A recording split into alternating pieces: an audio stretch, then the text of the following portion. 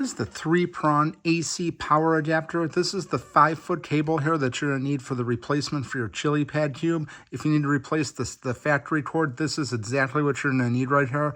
It's 5 feet in length. You see it has the 3 prongs right here. This cord fits a lot of different items, but if you have the Chilipad cube, this is definitely going to be what you want to pick up. 5 feet long, so it plugs in to the wall properly, or if you need to run it through a power supply strip or whatever, 5 feet here, and it's just a nice standard power cord. This is a really great brand. They made some really nice wiring right here.